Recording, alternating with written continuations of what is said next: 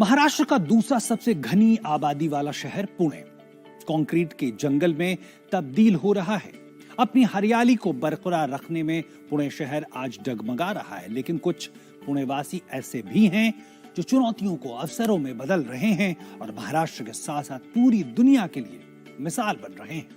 आखिर पुणे में क्या कर रहे हैं आनंद मित्र मंडल के स्वयंसेवक, देखिए इस रिपोर्ट में।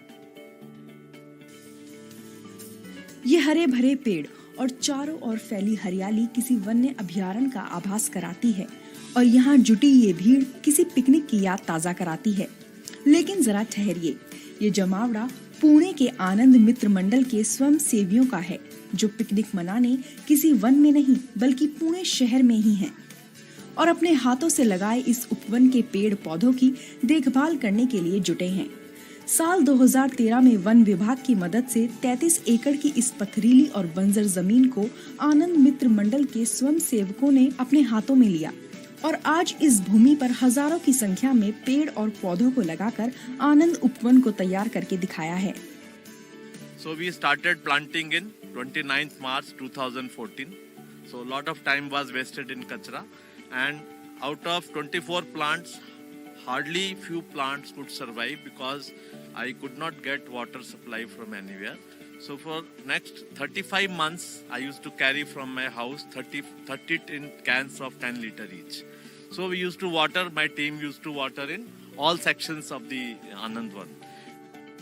आनंद वन को पुणे के NIBM क्षेत्र में वन विभाग की जमीन पर तैयार किया गया है। 33 एकड़ की इस बड़ी जमीन पर उगाया गया ये वन आज पर्यावरण प्रेमियों के लिए मिसाल बन चुका है। लेकिन एक वक्त ऐसा भी था जब इस बंजर जमीन का इस्तेमाल कूड़ा कचरा डंप करने के लिए किया जाता था। शहर के लोगों के लिए मुसीबत बनी इस बंजर जमीन के कायाकल्प होने के बाद यहाँ सैकड़ों किस्म के जीव जंतुओं और परिंदों ने वास करना शुरू कर दिया है। इस उपवन में पहला पौधा लगाने वाले और आनंद मित्र मंडल के अध्यक्ष प्रवीण कुमार आनंद आज अपने प्रयास की सफलता पर खुशी जताते हैं। That was removed with the request of Forest of Pune, with the circular from Environment Ministry. That dust or kachra, plastic ton, that was almost to the tune of 15 to 20 tons, which was a huge pile up, And one time I felt that, I can't do it. So my team did it, AVMM, and then we planted scientifically our native plants and our medicinal Ayurvedic plants. So those plants we are carrying in strong way because we have strong nurturing team by plantation, by watering, by doing mulching of the plants. ऐसा नहीं है कि बंजर जमीन पर पौधे रोपे गए और जंगल तैयार हो गया। इस आनंद वन को मौजूदा स्थिति तक लाने में सैकड़ों स्वयं सेवकों की कड़ी मेहनत और धैर्य काम में आई है। हर हफ्ते संगठन के स्वयं सेवक वृक्षारोपण करते थे। साल 2013 में शुरू हुआ यह प्रयोग अब तक 10,000 से ज्यादा पेड़ पौधों की मौजूदगी के साथ फूल फल रहा है। इस उपवन में देश प्रजाति के पेड़ पौधों की भरमार है, जिनमें से कुछ तो 15 फीट की ऊंचाई तक पहुंच गए हैं।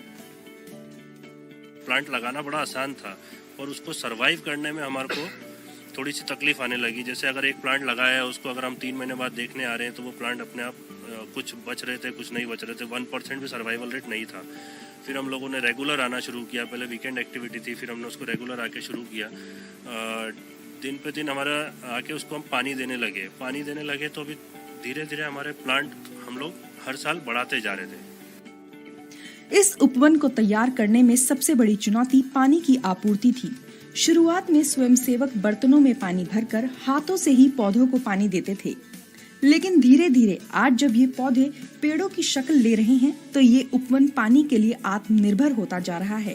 पुणे का ये आनंद वन पर्यावरण प्रेमियों के लिए प्रेरणा स्रोत है। ये मॉडल बंजर जमीन को जंगल में बदलने का अच्छा उदाहरण है और इस देश के हर कोने में अपनाया जा सकता है। रुखमनगढ़ पोद्दार के साथ रूही माली, DD न्यूज।